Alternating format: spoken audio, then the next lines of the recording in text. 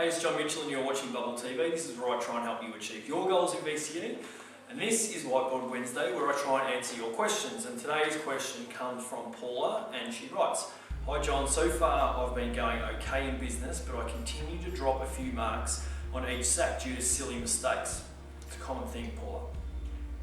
I often get 3 out of 4 or 5 out of 6, so I just seem to rush and miss parts of the question. I have 2 questions myself. So far I've dropped 10 marks for Unit 3. Does this mean I won't be able to achieve a score above 40? And 2, how can I improve and stop making these silly mistakes? It drives me crazy each time I get my results back. Paula. And as I said before, it is really common that people make silly mistakes. Quite easy to drop a mark and get a 3 out of 4 or a 5 out of 6.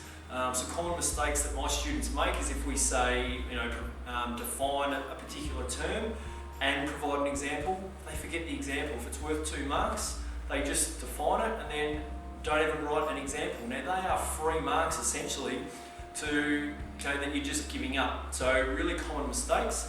The important thing is don't rush. So I'm going to give you an example from the 2012 exam. It was on Webster's, so you can go back and look at the case study. The case study isn't really important, but this is a particular question that a lot of students make mistakes on.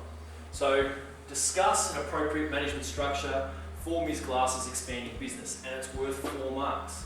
Now, rather than just looking at the question and then ripping straight into it, it's important to actually plan your answer out just a little bit. It doesn't need to take long. So what we encourage our students to do is, first of all, to circle that key term. So the actual question is asking you to discuss. Now, the other thing we get you to circle is that it's worth 4 marks. Now by doing that, we know that discuss, once we've learned that it means both sides, it means essentially that I get 2 marks for one side and 2 marks for the other side. So that means that I've either got to give 2 key points or 2 benefits to a particular structure that I've chosen and 2 limitations to that structure, or I've got to do one positive of that structure and do it really in depth, really well, so give extra depth, and then do one negative or drawback of that structure and again do that in depth, because I'm getting 2 marks for one side and 2 marks for the other side. So just by simply planning that out slightly, then we know we get them also to then underline that it's about a management structure, so that's the content. The content should be pretty basic.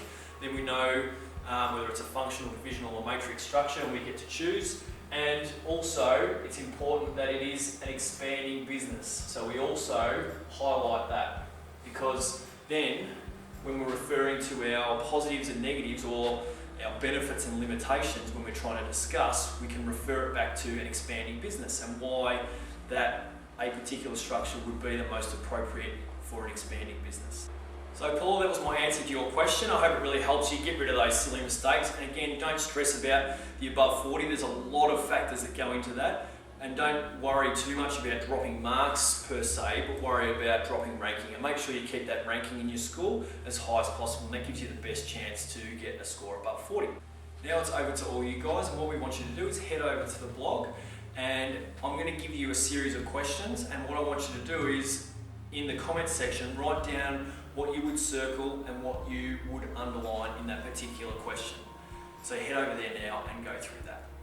Practice circling and underlining key words and content in exam questions. Then head over to teachingbubble.com/blog and type your answer into the comments section below the video. If you think today's video will help you in your SACs and your exam, then like it, and we'd love you to share it with all your friends. And if you want even more resources to help you achieve your goals in VCE this year, then head over to teachingbubble.com. Continue to stay focused on your goals and dreams, work hard, and don't be scared to ask for help. You really can achieve what you set your mind to. Thank you so much for watching, and we'll see you next time on Bubble TV. Revision lectures are coming up. Want in? For more information, come over to teachingbubble.com.